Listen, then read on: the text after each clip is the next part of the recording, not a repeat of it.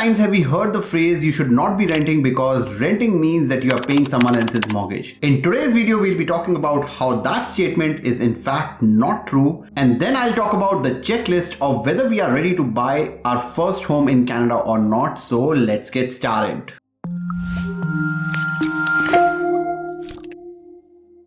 Now, we have all heard this statement a lot. It's on social media. A lot of people in person also talk about this, but I have always had a problem with the statement, why are you paying someone else's mortgage? Because not everyone is ready to purchase a house. Not everyone has the right income. Not everyone has the right down payment. And therefore, this just puts undue pressure on people who are not ready to buy, and it creates FOMO, and therefore they make a wrong decision. Now, don't get me wrong, I'm not saying that this statement is entirely false and you should not buy a house long term. Long term, I actually made a video that between renting and buying actually puts you way ahead in the next 10, 20, 30 years. But in the short run, 1 or 2 years, it's okay to rent. And let's do a comparison between renting versus buying. Let's take an assumption where we are a couple and our gross household income is $100,000 and our net after taxes and deductions and CPP and EI, all those deductions, we are left with about $6,300 per month of disposable income. Now let's look at our non-shelter expenses, which is whether we are renting or buying, it doesn't matter. These are the expenses which will be kind of constant. So let's see the first expense, which is our car expense. And if you don't have a car, you just replace this entire $1,000 of expense of car EMI, insurance and gas with a train pass, which would be significantly cheaper. And that is in fact true for people who are living in downtown and they do not require a car. If you don't have a car, you can just adjust these expenses and reduce this by about, I would say, $700. Then you have grocery, which is about $400 for a couple. I'm talking about a couple. I'm not talking about a family. So let's talk about a couple and you can just adjust that based on your expenses. Then phone bill is about $100, $50 a piece. Then eating out, let's say once a week, twice a week, $250 a month. And then miscellaneous expenses of shopping. I'm not assuming any luxury expenses. I'm not assuming any travel here. So all this actually is about $1,800 to $2,000. Let's say $1,850 in this particular example. Now let's look at the cost of shelter. If you are renting right now, let's say your rent is $2,200. Now this is not on the higher side. Right now the rents are anywhere between $2,200 to $2,500. Let's say that your expenses are $2,200 when it comes to rent only. Now if you are in Calgary, Halifax or some of the smaller provinces and not BC and Ontario, this will be a lot lower. Or in fact within Ontario also, if you're living in north of Ontario or west side of Ontario, Kitchener is more or less the same right now. But it depends on how big a house that you are renting, and I'm assuming here a 1-bedroom or a 1+1 condo. So the rent, let's say, is $2,200. Utilities will be about $70 for this particular house because all the utilities are actually included in the rent except for hydro, which you pay additional in most cases if you are renting a condo. Then you have to buy a tenant insurance. We were paying about $28. Now it's about $30, $35. Let's say $30 for simplicity.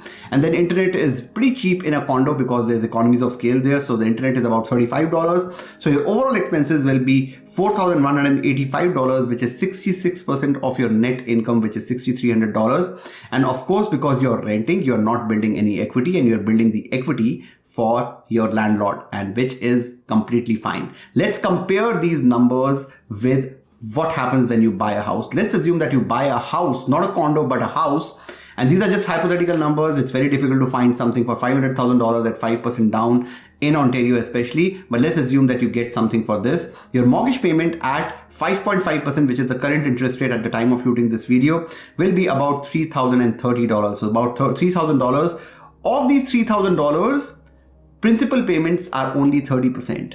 So only $900 is going towards principal and the rest $2,120 is going towards interest, which is very close to the rent that you are paying.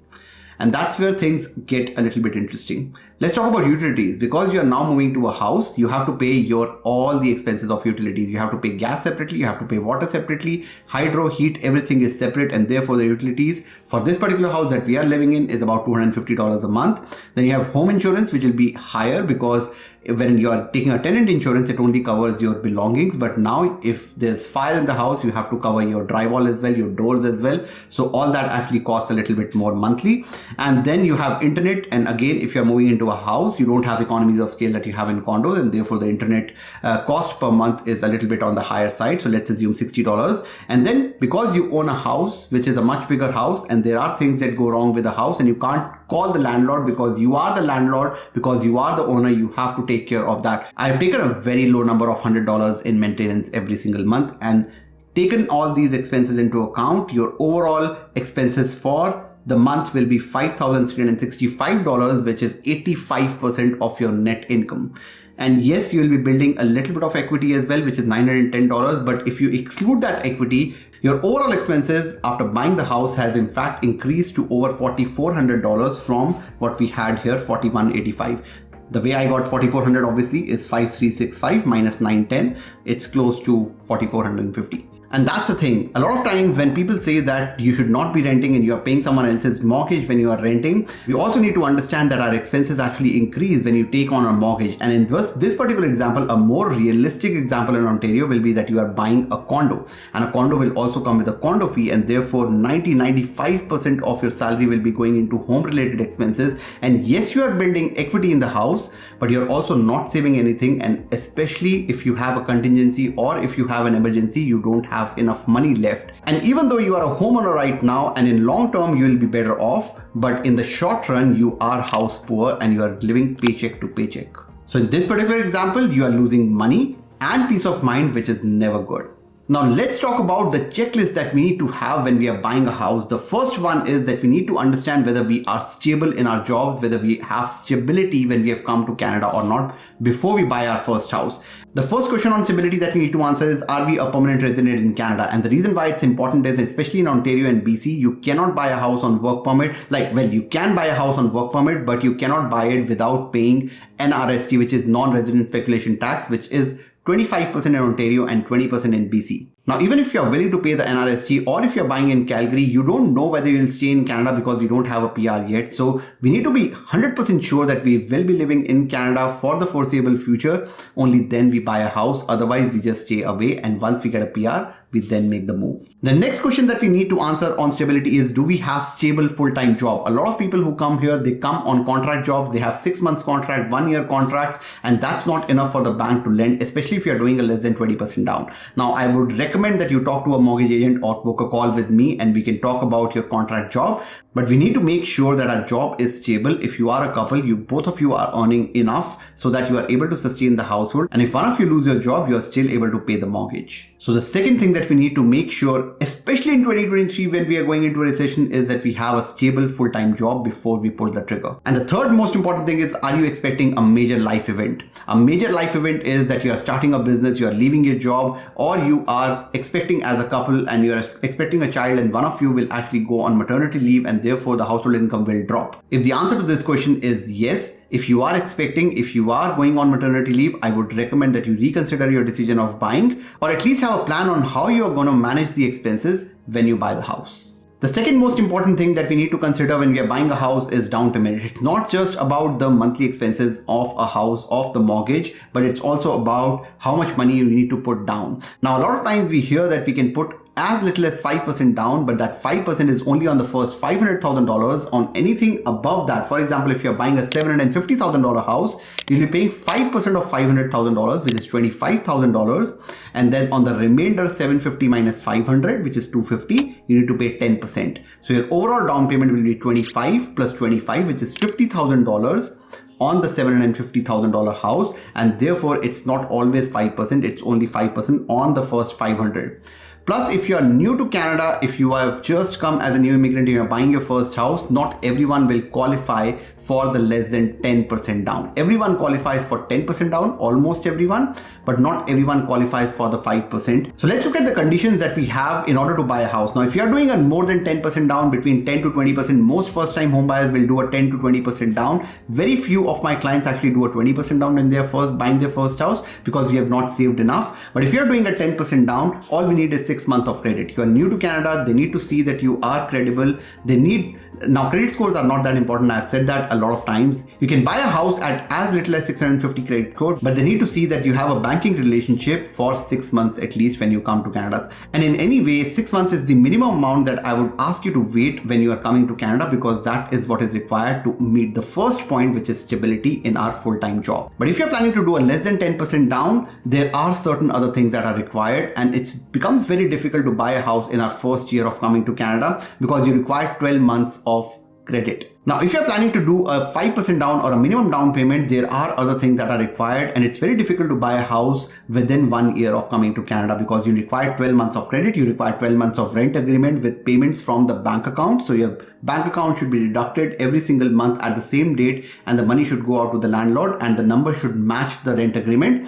And then you also need a 12-month of utility bill or a phone bill. Now, the reason why we have these conditions, and in fact, these are not bank conditions, these are CMHC conditions, these are insurer conditions, and the reason why you have that is because we do not have enough equity in the house, because we are doing a 5% down, we do not have enough of our skin in the game. Therefore, they want to make sure that you are credible. And because you do not have enough credit, you are just 1 year into Canada, 2 years into Canada, they don't know whether you will be able to make payments or not, and therefore they need a little bit more of an alternate credit history, which comes in the form of utility bills and rent payment. And if you can provide evidence that you have been paying your rent and utility bills on time, then you would qualify for a 5% down. And down payment is not the only thing that we need to be prepared for. There are closing costs as well. So let's assume that you're buying a house for $750,000. Like I explained, the down payment, the minimum down payment will be $50,000, assuming you have the alternate credit.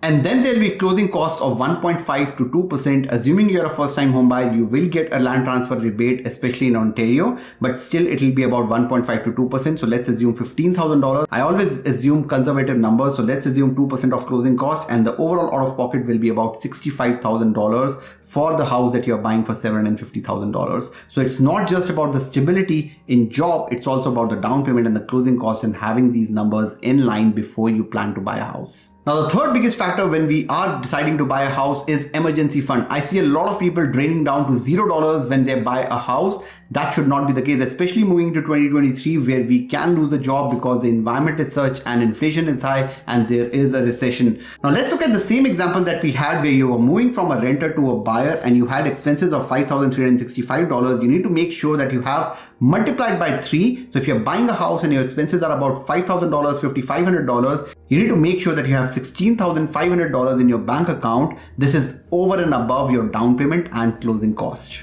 Now, let me tell you why having an emergency fund is important. Number one, if you have to make a trip to India or your home country, there's an emergency or there's an unforeseen expense, you need money for that. You don't have to go into debt, because in this particular example, you'll be only saving $1,000 a month, and that may not be enough if you have to book a flight to India. Now, second and the most important reason why you need an emergency fund is because if one of you lose your job, it's important that you cover your mortgage, because if you don't, there will be foreclosure. If you are renting and you don't pay rent, nothing happens to you. But if you default on the mortgage guys will come and take the house away and you will go into foreclosure, and it will be very difficult to sustain a lifestyle for a few years then. Now, talking about emergency funds, a lot of people ask me where to put your emergency fund, and they feel that they need to beat inflation when it comes to emergency funds. No, you don't have to beat inflation. You don't have to invest that money. I put this money into high interest savings account, which is EQ Bank, and I get about 2.5 to 3% return on that. And that's okay. I'm losing to inflation, but that's okay, because that's peace of mind for me. And that allows me to take a little more risks, and it allows me to close more houses, because I know that if something is to go wrong, I have an emergency fund that will fund my life till the time I am able to get back on my feet. So having an emergency fund when we are buying a house after our down payment and closing cost is really, really important. So make sure you do that before you pull the trigger. Now, a lot of you must be thinking that, Navjot, this means that I can't buy a house ever. And that's not the case. You just cannot buy a house right now, and we need to make a plan for it. So we need to play offense when we are buying a house or we are planning to buy a house, and it's a 3-step process. Number one is that we need to set a target. We can't say that we'll be buying a house in 4 years, 5 years, 6 years till the time I save for that 10%, 20%. We need to set a target. Let's say you say that you have to buy a house in the next 6 months, in the next 12 months, in the next 18 months. Step 2 in the process is that we make a plan. And I would highly recommend that you write a plan, talk to an expert, know your numbers very well, whether you are eligible to buy a $750,000 house and therefore you need a $75,000 down, or you can do a $50,000 down. You need to really know your numbers, not just a down payment, but your income eligibility as well. And only then you'll be able to save towards a target. Talking about experts, I am a licensed mortgage agent, so you can book a call from the description below and I will help you make that plan. Whether it means that we have to accelerate on our income and we need to make more money, we'll make that plan together on the call so that we can move closer to the target. And finally, we need to take action. I see a lot of people making a lot of plans of earning $20,000, $30,000, $40,000 additional in 2023, in 2022, but we never achieve those. That's because we don't take action. So whenever we make a plan, it's important that we take action. Now, whether it means that we need to change our job or pick up another contract or do some freelancing or do an Uber, we need to take action and we need to stick to the plan so that we can meet our target. We need to execute, we need to fail, we need to learn, and we need to repeat. And whenever we are making a plan and running towards our objective, we need to make sure that we make a plan with an objective that our first house will not be our dream house. It will be a stepping stone to our dream house, but it's just a starter home where you just start your life, build equity, and then move towards your dream house. That's all we have for today. I hope you liked this video. I hope you understood that renting is not always bad, and in the short run, it might make sense for you if you are saving for down payment and if you're not income ready to buy a house. If you watched till here, do hit the like button, because then the YouTube algorithm will know that this video is a good one and it could be shared with other people like you and they could be helped as well. If you know your friends who are buying a house, do share the video with them as well so that they can be helped and they have an emergency fund before they are buying. Do subscribe to the channel if you have not done that already. There'll be more videos like this and more coming on the channel in 2023. मिलते हैं अगली video में, तब तक के लिए bye bye.